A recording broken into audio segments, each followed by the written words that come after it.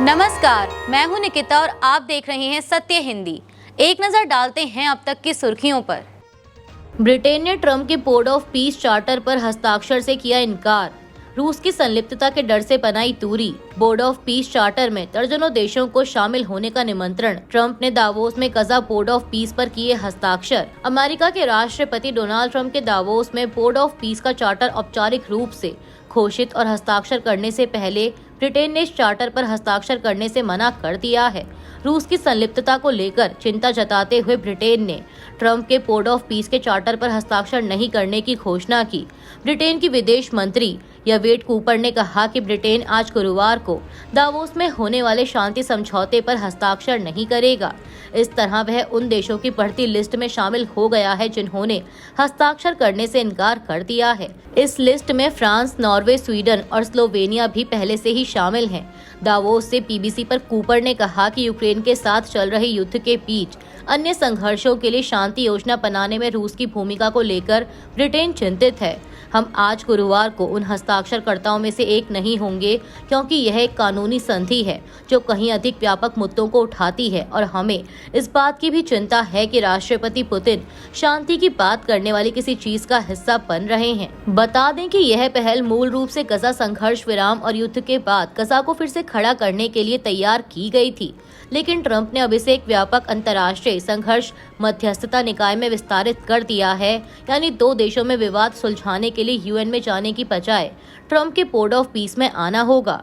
दर्जनों देशों को अमेरिका ने शामिल होने का निमंत्रण दिया है। जिन देशों ने इसमें शामिल होने से इनकार किया उन्हें धमकियां भी दी गई। अमेरिकी विशेष दूत स्टीव विटकॉफ ने बुधवार को सीएनबीसी को दिए इंटरव्यू में कहा कि 20 से अधिक देशों ने पहले ही निमंत्रण स्वीकार कर लिया है। उन्होंने कहा कि मुझे लगता है कि हमें 20 से अधिक, शायद 25 विश्व नेता मिल चुके हैं जिन्होंने स्वीकार किया है। हाल की रिपोर्टों के अनुसार व्हाइट हाउस अधिकारियों ने 60 देशों को निमंत्रण भेजा है और 59 देशों को शामिल होने की संभावना बताई जा रही है। अमेरिका के राष्ट्रपति डोनाल्ड ट्रंप ने दावोस में वर्ल्ड इकोनॉमिक फोरम के दौरान हमास को कड़ी चेतावनी दी कि अगर वह हथियार छोड़ने पर सहमत नहीं हुआ तो उसे उड़ा दिया जाएगा। इसी मौके पर उन्होंने गजा में संघर्ष विराम, पुनर्निर्माण और सुरक्षा समन्वय के लिए बनाए गए बोर्ड ऑफ पीस चार्टर का औपचारिक लॉन्च किया और इसके पहले चेयरमैन बने। ट्रंप ने कहा कि अगले कुछ हफ्तों में साफ हो जाएगा कि हमास मानता है या नहीं। इस समारोह में बहरीन, मोरक्को और अजरबैजान के नेता मौजूद थे, जबकि टोनी ब्लेयर भी शामिल हुए। ट्रंप ने इस निकाय को बहुत अहम बताया और कहा कि यह संयुक्त राष्ट्र के साथ मिलकर काम करेगा। हालांकि ब्रिटेन ने इसमें शामिल होने से इनकार किया है।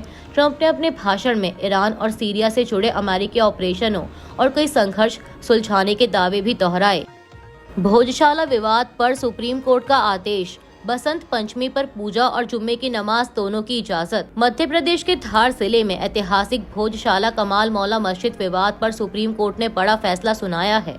शुक्रवार को बसंत पंचमी और जुम्मे की नमाज एक साथ पढ़ने के कारण कोर्ट ने आदेश दिया है कि हिंदू भक्त बसंत पंचमी पर सुबह से शाम तक सरस्वती पूजा कर सकेंगे, जबकि मुस्लिम समुदाय दोपहर 1 बजे से 3 बजे तक जुम्मे की नमाज अदा कर सकेगा। सुप्रीम कोर्ट ने दोनों समुदायों के लिए अलग अलग जगह व्यवस्था करने का निर्देश दिया है। नमाज के लिए परिसर में ही एक अलग क्षेत्र बनाया जाएगा जहां अलग प्रवेश और निकास की सुविधा होगी। नमाज के बाद भीड़ तुरंत वहां से हट जाएगी। इसी तरह हिंदू समुदाय के लिए भी बसंत पंचमी पर पारंपरिक पूजा पाठ के लिए अलग स्थान उपलब्ध कराया जाएगा। कोर्ट ने कहा कि यह एक उचित और संतुलित सुझाव है जिससे दोनों पक्ष अपनी धार्मिक प्रथाएं निभा सके। बता दें कि भोजशाला 11वीं सदी का एएसआई संरक्षित स्मारक है जिसे हिंदू सरस्वती मंदिर और मुस्लिम कमाल मौला मस्जिद मानते हैं।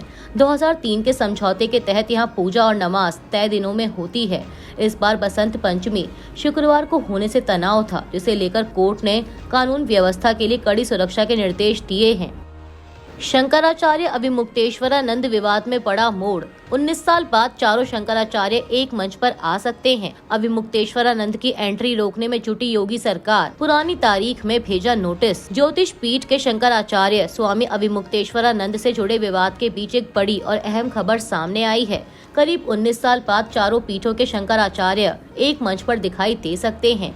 यह आयोजन 10 मार्च 2026 को दिल्ली में प्रस्तावित है, जहां गौ रक्षा को लेकर एक बड़ा कार्यक्रम आयोजित किया जाएगा। बताया जा रहा है कि गौ माता राष्ट्र माता अभियान के मंच पर चारों शंकराचार्य शामिल हो सकते हैं। इस आयोजन को लेकर तैयारियां शुरू हो चुकी हैं और सभी शंकराचार्यों को आमंत्रण भेजने की योजना है। स्वामी अभिमुक्तेश्वरानंद को पहले ही 2 पीठों का समर्थन मिल चुका है। अब अगर तीसरी पीठ का भी समर्थन मिल जाता है तो उनके असली और नकली शंकराचार्य होने को लेकर चल रहा विवाद काफी हद तक कमजोर पड़ सकता है। अगर गौ रक्षा के मुद्दे पर चारों शंकराचार्य एक मंच पर आते हैं तो इसे स्वामी अभिमुक्तेश्वरानंद के पक्ष में सामूहिक सहमति के तौर पर देखा जाएगा। प्रयागराज माघ मेले में ज्योतिष पीठ के शंकराचार्य अभिमुक्तेश्वरानंद सरस्वती और यूपी सरकार के बीच विवाद गहरा गया है। मौनी अमावस्या यानी 18 जनवरी 2026 को संगम स्नान के दौरान उनके 200 अनुयायियों के साथ निकाले गए जुलूस पर प्रशासन ने बिना अनुमति बैरिकेड तोड़ने और 3 घंटे तक रास्ता जाम करने का आरोप लगाया है, जिससे सुरक्षा व्यवस्था प्रभावित हुई। इसके बाद मेला प्राधिकरण ने बैक डेटेड नोटिस जारी कर उनके शिविर की जमीन और सुविधाएं रद्द करने तथा भविष्य में मेले में प्रवेश पर रोक की चेतावनी दी। एक अन्य नोटिस में शंकराचार्य उपाधि के इस्तेमाल पर भी सवाल उठाया गया। शंकराचार्य ने इसे अपमानजनक बताते हुए धरना दिया और कानूनी कार्रवाई की चेतावनी दी। विपक्षी दलों ने इसे संतों का अपमान बताया है और सरकार की आलोचना की है। मनरेगा खत्म कर गांधी को मिटाना चाहती है सरकार। इस मुद्दे को संसद के बजट सत्र में जोरदार तरीके से उठाएगी कांग्रेस। कांग्रेस अध्यक्ष मल्लिकार्जुन खड़गे ने गुरुवार 22 जनवरी को सरकार पर मनरेगा को खत्म करने की कोशिश का आरोप लगाया और कहा कि यह महात्मा गांधी का नाम लोगों की याद से मिटाने की साजिश है। रचनात्मक कांग्रेस के राष्ट्रीय मनरेगा श्रमिक सम्मेलन में बोलते हुए उन्होंने कहा कि कांग्रेस इस मुद्दे को संसद के बजट सत्र में जोरदार तरीके से उठाएगी और सरकार को नया कानून लागू नहीं करने देगी। खड़गे ने कहा कि मनरेगा खत्म करने का मकसद ग्राम स्वराज की अवधारणा को कमजोर करना है। सम्मेलन में देश भर से आए मजदूरों ने अपने गांव की मिट्टी लाकर राहुल गांधी और खड़गे की मौजूदगी में पौधों में डाली। कांग्रेस ने 10 जनवरी से मनरेगा बचाओ संग्राम नाम से 45 दिन का अभियान शुरू किया है और वीबी रामजी कानून वापस लेकर मनरेगा को उसके मूल अधिकार आधारित रूप में बहाल करने की मांग की है। बांग्लादेश ने किया T20 वर्ल्ड कप का बहिष्कार, भारत में न खेलने पर अड़ा। बांग्लादेश क्रिकेट बोर्ड यानी BCB ने गुरुवार को साफ कर दिया कि वह भारत में अपने T20 वर्ल्ड कप के मैच नहीं खेलेगा, भले ही इसकी वजह से उसे टूर्नामेंट से बाहर होना पड़े। BCB अधिकारियों, खिलाड़ियों और अंतरिम सरकार के खेल सलाहकार आसिफ नजरुल की बैठक के बाद यह फैसला लिया गया। यह निर्णय ICC द्वारा भारत से श्रीलंका वेन्यू बदलने की मांग खारिज करने के एक दिन बाद आया है। आसिफ नजरुल ने कहा कि खिलाड़ियों की सुरक्षा से कोई समझौता नहीं होगा और ICC ने बांग्लादेश के साथ न्याय नहीं किया है। ICC ने टूर्नामेंट 7 फरवरी से तय शेड्यूल पर कराने की बात कही है। अगर बांग्लादेश बाहर होता है तो उसकी जगह स्कॉटलैंड को शामिल किया जा सकता है। BCB ने कहा कि उसने 4 जनवरी को सुरक्षा कारणों से वैकल्पिक वेन्यू मांगा था और अब भी ICC से फैसले पर पुनर्विचार की उम्मीद है। राजस्थान में डिस्टर्ब्ड एरिया बिल कैबिनेट से पास, हिंसा वाले इलाकों को अशांत क्षेत्र घोषित करेगी सरकार। राजस्थान सरकार ने एक नया कानून लाने का फैसला किया है जिसे कैबिनेट की मंजूरी मिल गई है। सरकार का कहना है कि इस कानून का मकसद हिंसा और तनाव वाले इलाकों में हालात काबू में रखना और वहां रहने वाले लोगों की सुरक्षा करना है। इस बिल के तहत सरकार किसी भी इलाके को डिस्टर्ब्ड एरिया यानी अशांत क्षेत्र घोषित कर सकेगी। ऐसे इलाकों में जमीन, मकान या दुकान की खरीद फरोख्त बिना सरकारी अनुमति के नहीं हो पाएगी। अगर कोई बिना अनुमति संपत्ति का सौदा करता है तो वह सौदा अवैध और रद्द माना जाएगा। राज्य के कानून मंत्री जोगाराम पटेल ने कहा कि जिन इलाकों में दंगे, हिंसा या भीड़ की घटनाएं होती हैं, वहां अक्सर स्थानीय लोगों को मजबूरी में सस्ती कीमत पर अपनी संपत्ति बेचनी पड़ती है। नया कानून ऐसे लोगों को सुरक्षा देने के लिए लाया जा रहा है। सरकार का कहना है कि कुछ इलाकों में आबादी का संतुलन बिगड़ने से सामाजिक तनाव और हिंसा बढ़ती है, इसीलिए इस पर रोक जरूरी है। यह बिल आने वाले बजट सत्र में विधानसभा में पेश किया जाएगा। हालांकि विपक्षी कांग्रेस ने इस बिल का कड़ा विरोध किया है। कांग्रेस का आरोप है कि यह कानून डर का माहौल बनाएगा, निवेशकों को दूर भगाएगा और समाज में बंटवारा बढ़ाएगा। कांग्रेस नेताओं का कहना है कि यह कानून गुजरात मॉडल की तरह है और इसका मकसद राजनीतिक फायदा उठाना है। इस पर रिएक्शन भी आ रहे हैं। लोगों का कहना है कि गुजरात के बाद इस खुल्लम खुल्ला सांप्रदायिक और बांटने वाले कानून को लाने वाला दूसरा राज्य राजस्थान है।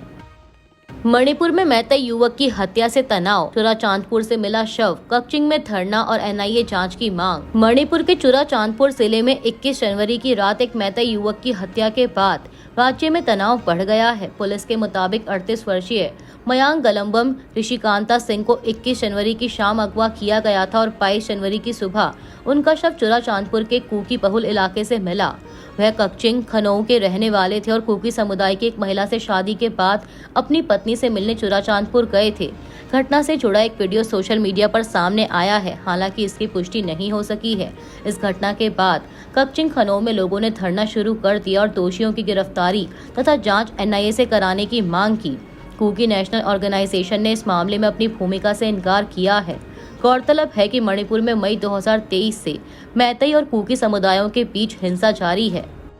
कर्नाटक में राज्यपाल के अभिभाषण स्किप करने पर बवाल, मुख्यमंत्री सिद्धरमैया ने कही सुप्रीम कोर्ट जाने की बात। कर्नाटक में राज्यपाल थावरचंद गहलोत ने विधानसभा के संयुक्त सत्र में परंपरा से हटकर कदम उठाते हुए राज्य मंत्रिमंडल द्वारा तैयार पूरा अभिभाषण नहीं पढ़ा।